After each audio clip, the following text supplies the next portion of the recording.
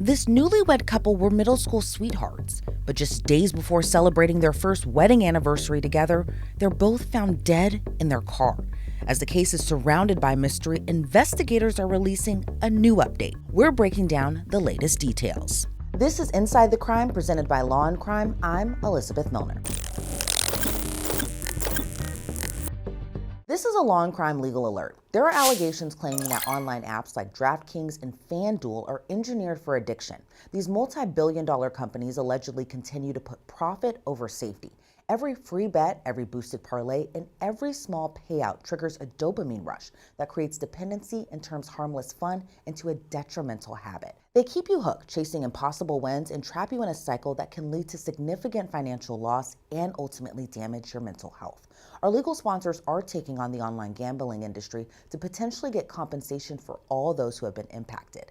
If you or a loved one has suffered addiction, financial hardship, or mental health issues due to sports betting apps, visit gamblinglawsuits.com/insidethecrime to take a short quiz and check your eligibility to file a claim. We've had a lot of mysterious cases on our hands this week. According to police, Rachel and Brandon Dumovich were driving in their car. Then suddenly they weren't. Then when their hazard lights came on, a gruesome discovery was made. So this is what we initially learned. On October 6th, officers with the Harvard Police Department in Illinois noticed a parked car near Route 14. The hazard lights were on, which stuck out to them. When the officer got closer to the car to see if the driver needed help, that's when they discovered the driver and her passenger were dead.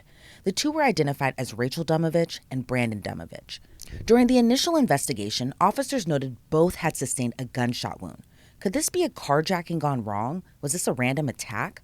Although police initially ordered a shelter in place and closed down some of the roads to investigate the case, they later determined there was no ongoing threat to the community, that this was an isolated incident.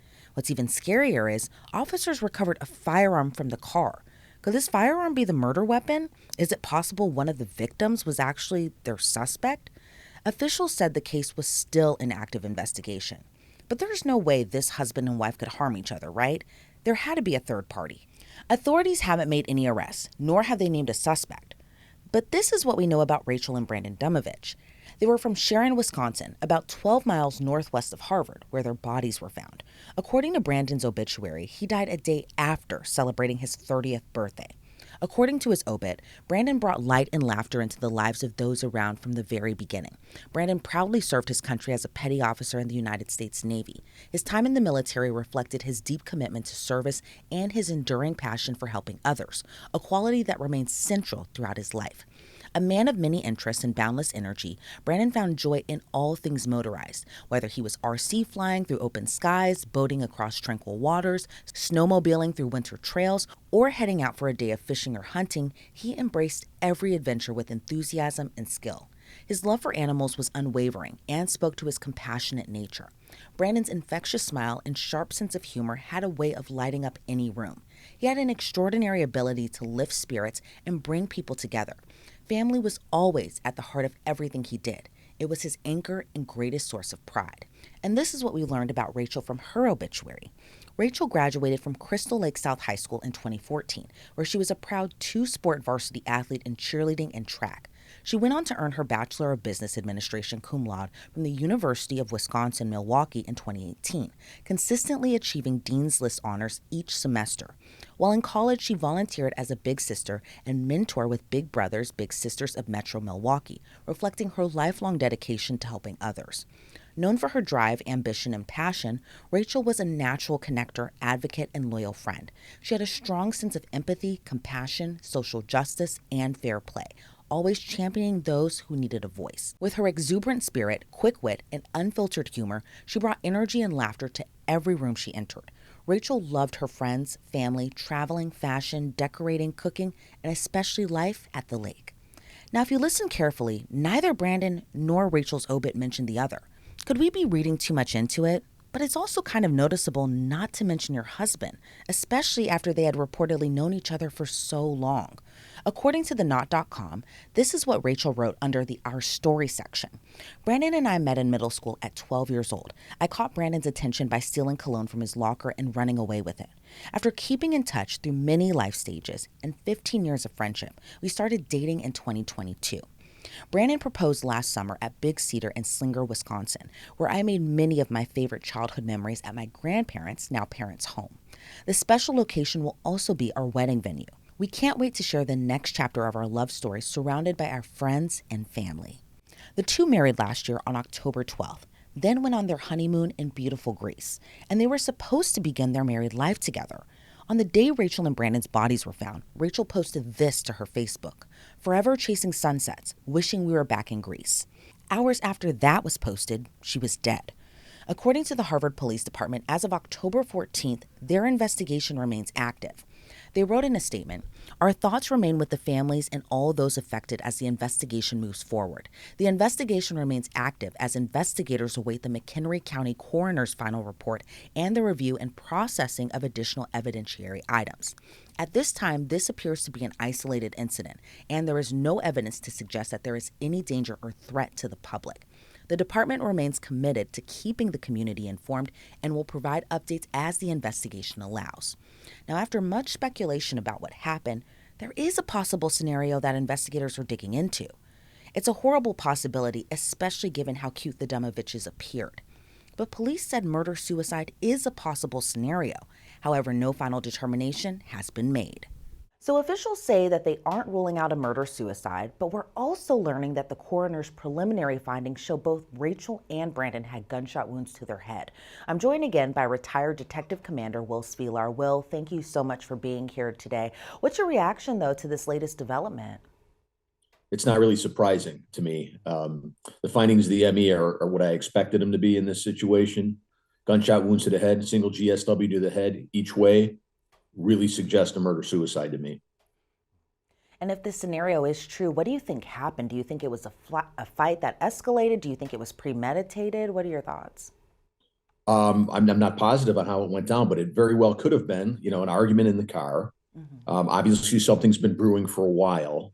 And again, that's not obvious, but it could be something's brewing for a while, but there's an argument in the car. They pull over, they're arguing, boom, boom, it's over. And I'm thinking also, one thing that stood out to me, I know we talked about it last time, was about the hazard lights being on. Why do you think the hazard lights were even on? I believe that she was driving. She pulls over. She's on the side of the road. Just being conscientious, which would suggest maybe she's not so sure this is happening, that this is coming, if in fact it was he that killed her. And is it a big clue that no one else is involved because the firearm was still in the car? I mean, I'm thinking if it was an attempted carjacking or a random attack, I would assume that the killer would take the gun, but investigators say that the gun was found inside that car. You'd be correct with that assumption. They don't usually leave their weapons behind. From the start, when they came up on the scene, I'm sure they had an idea it was contained. That's why they made their release saying that there's no danger to the community. And I'm assuming, and I don't know this for sure because I don't know how fast their lab works. I'm assuming that they don't have the evidence back on the weapon yet, which is a little surprising because I thought it would be back by now. But again, I don't know where they send their stuff to get worked up. I don't know if they have it in-house. But that weapon, more than likely, is the weapon that was used in this murder-suicide, if in fact that's what it is. And I would think, too, if it was a murder-suicide, that they would at least announce that gunshot residue was found on one of the people inside the car, either Brandon or Rachel, if that was the possible scenario. Why do you think that part hasn't been released just yet? May not be back yet, or it may be inconclusive, and I'll tell you what that means. When you have gunshot residue, the only way you're going to get a positive gunshot residue test is there's three elements that they look for. If all three elements are not present, it's not a positive test. And what are those three elements, if you could tell me? It is barium, antimony, and I want to say sulfur. I might be wrong on the third one, but it's those three. I think it's barium, antimony, and sulfur. No, it's lead, not sulfur. Okay. It's lead. Gotcha. Yeah. I had to go back a little bit. I've been retired for a minute. That's okay. And how do you think investigators were able to rule out that this wasn't a carjacking or a random murder versus this possible scenario that it might have been a murder-suicide? Because I know we had discussed before, they had said that this is an isolated incident, that this isn't a threat to the entire community, any of that sort. But how do you think that they were able to rule out this versus that? I don't want to get too graphic or too gruesome, but it's evidence. It's the inside of the crime scene, and I could get into detail on what they see. I don't know if it'd be appropriate on this, Yeah, what we're talking absolutely. about here, but what we're Yeah. talking about, if it's a from the passenger side to the driver's side, entrance wound to the right side of the head, maybe an exit from the left side, could be something on the window, could be blow, you know what I'm saying? Something like that. And then who knows? The self-inflicted one, you're going to have stippling, which is going to be when a weapon's discharged close to skin. There will be almost like a tattoo Hmm. of the gunpowder Hmm. and the residue. So they looked inside that car, and if they have any experience, and you need a bunch of experience to see this, they're going to know that everything happened in the car. And that the car is probably the most important crime scene that there is. And I brought this up last time we discussed this case, but do you think it was also pretty telling that neither Brandon or Rachel were mentioned in the other's obituary, even though that they were married? I feel like that really kind of stuck out to me, that I was reading through their obituaries and neither party was mentioned in the other's obit. That's especially since they're coming up on their first wedding anniversary. Hmm. That is really strange. Yeah. But again, people process things differently. Families process things differently. What I don't understand yet is why nobody from either side has come forward and said there were problems. If in fact they knew, Hmm. but they knew something was going on to omit each other from the obituaries. So, I'm sure the investigators have spoken to the family. I don't know what they're saying. I think it's proper for the investigators not to disclose anything that the family said yet until it becomes, obvious of what it is.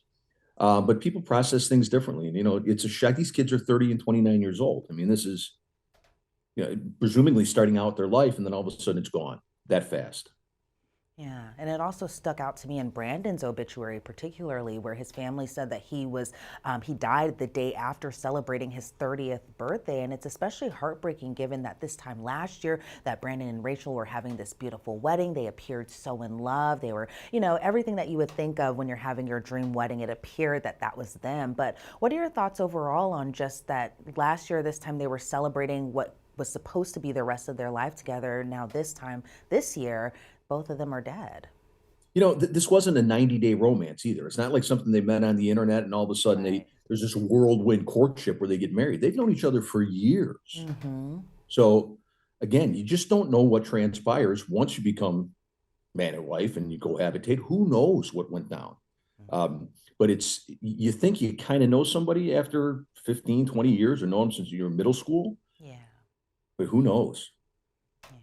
And I know when we normally see these types of cases, that being potential murder suicides, that they're kind of from couples that have been together for an extremely long amount of time. From what I've seen, a lot of couples who have been together maybe 10 years, 20 years, they have kids together, but it wasn't that case here. While Brandon and Rachel did know each other for a long time, they reconnected in 2022, began dating, they got married in 2024. But overall, as we've been mentioning throughout this episode, that they have only been married less than a year. They were about to approach their first wedding anniversary, but I'm just thinking that gradual start from loving each other, friendship, dating, romance, marriage, all of that stuff to this. I'm thinking, is this something that you see pretty often, or that you've seen pretty often, I should say? Most of the ones that I've handled have been older folks, Mm. older folks. And in a couple of instances, it wasn't anything out of anger. It was out of sickness, terminal illness. Yeah. One doesn't want to go on. One doesn't want to see the other one suffer. They don't want to go on without the other one, and that's what happens. I've seen a few of those, but newlyweds, something really bad happened, and it was recent. It was something that was new, and they couldn't find a way to work it out. Or again, I don't want to assume that it was he that shot she, but Hmm. it's something that he couldn't work out in his head. Yeah. It's just terrible overall. And well, I know I posed this question to you last time, but how soon do you think we'll fully learn what happened? Do you think we'll fully learn what happened? When you're doing an investigation and it's something along these lines, or any other type of investigation, you don't want to piecemeal stuff out there.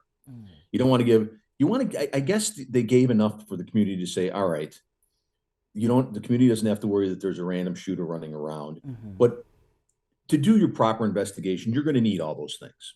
You're going to need the physical evidence. And I believe that that's probably all they're waiting for is the final physical evidence before they close their case and they publicly say what happened. And hopefully both families and both parties involved can finally get some of those answers to the questions that they've had for almost a couple weeks now. Well, Svilar, I want to thank you so much for your time and your insight into this case. I really appreciate it. My pleasure. Now, we're still waiting for the McHenry County Coroner's Office to come back with their official results from the autopsies and toxicology reports to see what happens next. But we'll be keeping a close eye on any new developments. That does it for this episode. Be sure to check out more episodes on the Law and Crime YouTube channel. But for now, I'm Elizabeth Millner, and this has been Inside the Crime.